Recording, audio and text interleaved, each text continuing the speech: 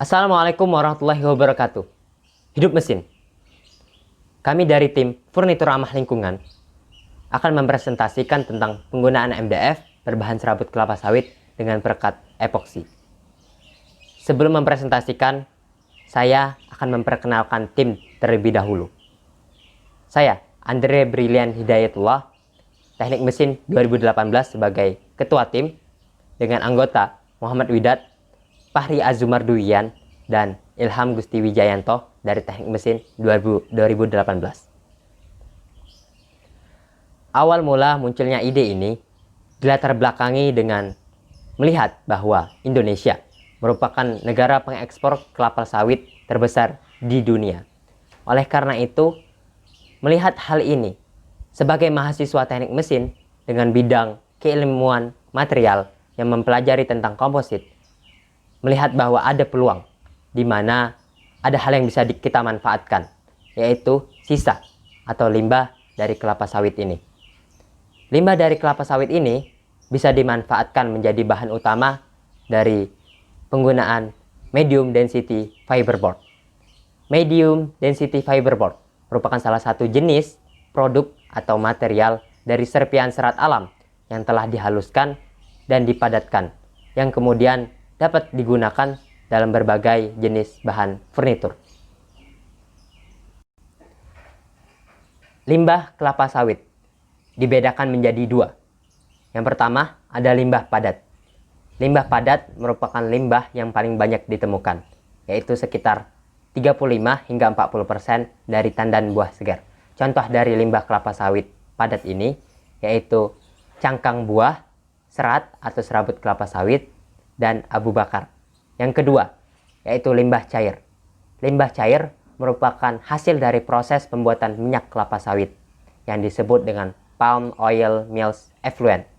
Pada kesempatan kali ini, tim kami menggunakan limbah padat, yaitu serat atau serabut kelapa sawit sebagai material utama dalam pembuatan medium density fiberboard. Baik, saya lanjutkan. Material komposit. Material komposit merupakan material baru yang terdiri dari dua atau lebih material penyusun dengan sifat dan struktur yang berbeda. Tujuannya adalah untuk memperbaiki material dasarnya sesuai dengan yang kita inginkan.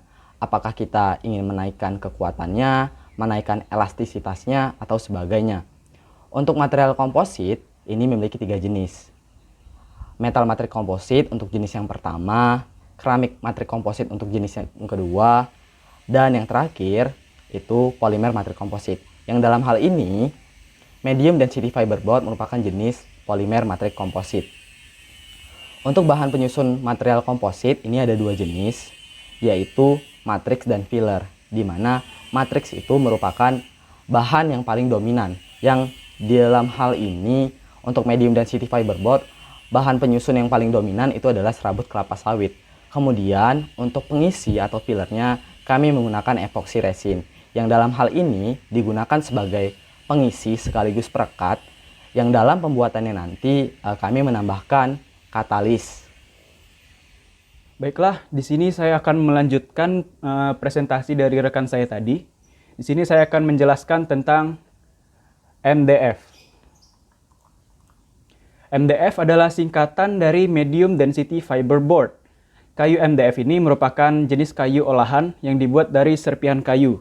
Dan dalam hal ini, kami mengganti serpihan kayu tersebut menjadi serabut kelapa sawit. Dinilai dari kepadatannya, kayu MDF ini lebih unggul dibanding dengan kayu olahan lain. Dan kayu MDF ini sering diolah menjadi furnitur rumah. Contohnya adalah lemari, meja belajar, dan bahkan digunakan dalam kerangka peralatan sound system. Karena dinilai medium density fiberboard ini memiliki daya serap suara yang cenderung lebih baik daripada kayu olahan lainnya. Kayu MDF ini juga memiliki permukaan yang lebih halus dibandingkan dengan kayu olahan lainnya. Namun, meskipun memiliki banyak keunggulan dibandingkan dengan kayu olahan lainnya, MDF atau medium density fiberboard ini juga memiliki kelemahan. Di antaranya bisa menyerap air, sehingga ada kemungkinan MDF ini akan menjadi jamuran dan mudah lapuk di kemudian hari.